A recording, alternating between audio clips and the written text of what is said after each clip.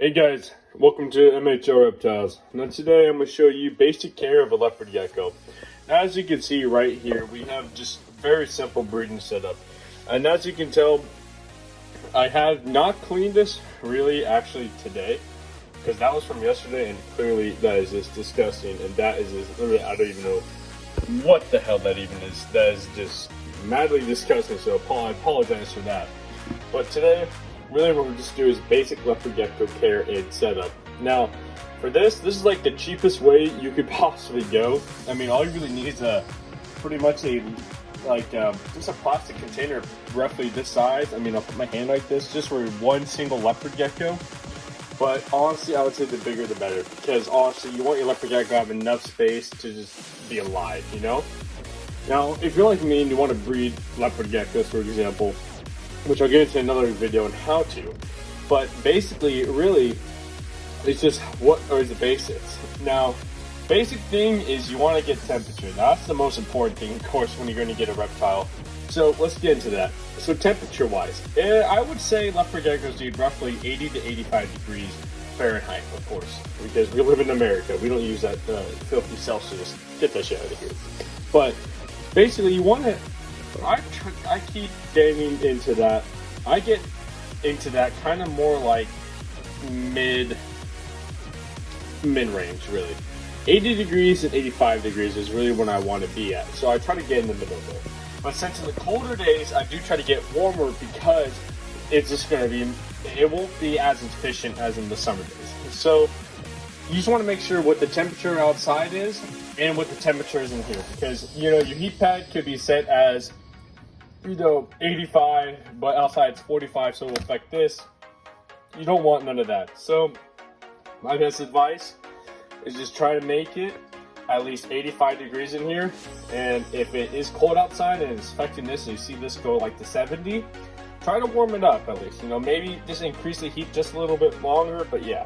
So besides that, that's temperature. Now food-wise, leopard geckos usually eat crickets, dubia roaches, mealworms, and pretty much any insect really, except for bigger insects. Well, dubia roaches actually do get kind of big, but the small ones are perfect for them.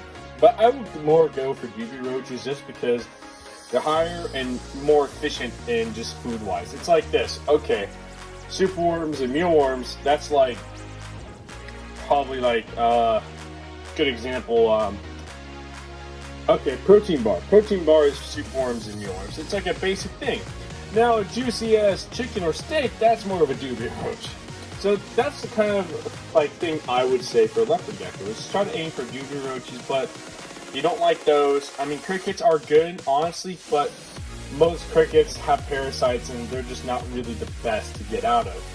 So I'll more or less say just go for dubia roaches, and you can pretty much get them at Petco or order them online.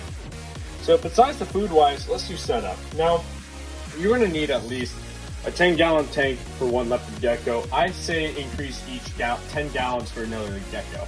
So 10 gallons for one leopard gecko, 20 gallons for two geckos, and etc. This is roughly a 10 gallon, really. I mean, that's a 10-gallon tank right there for another leopard gecko. I was actually cleaning this tank, so imagine that, really. It's kind of the same width. Now, pretty much for setup-wise, you need a food dish, a water dish, and I don't have a calcium dish here just because that's being cleaned, but you'll have a calcium dish there. You want to at least have two hides. One, just a regular hide. This is actually the cheapest you can probably get, and that's just a belly cup kite there. And I burnt a little bit of this, so it will not burn, but it's pretty much sanded to, like, not sanded, but smooth. You want it to be smooth, because you could, I mean, I was actually pretty good on this cut though, but most of mine I do burn just because, well, actually, my apologies, I actually made a mistake. This is a new flap that I figured out, so I'm gonna have to burn that. But besides that, you just want to make two hides, a human hide and a regular hide. Now, for this breeding setup, of course, there are just two hides, but in like a good setup, you can probably get something more like that.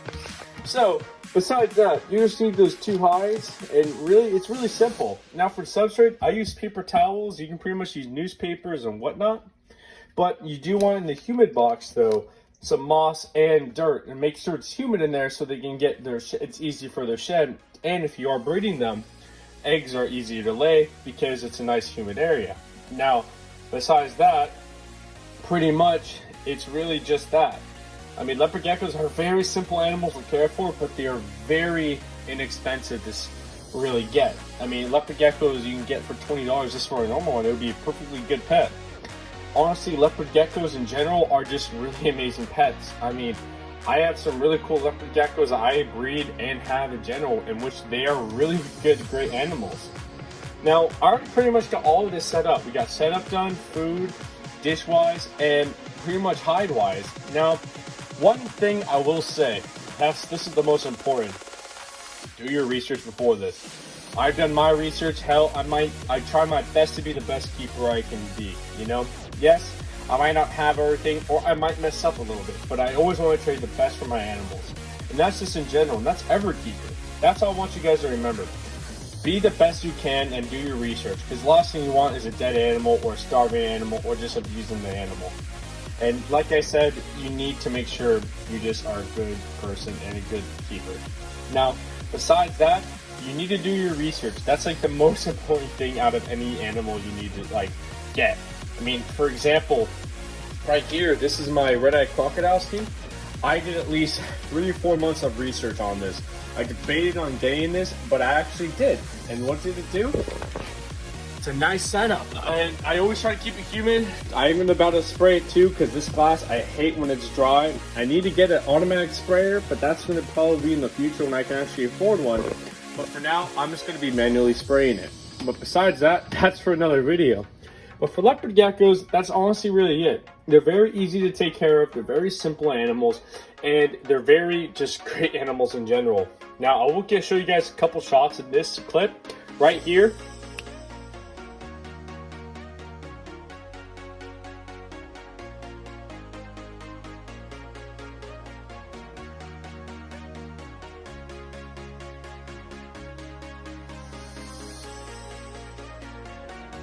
Alright, back to this, guys. Now, one last thing before we end this video.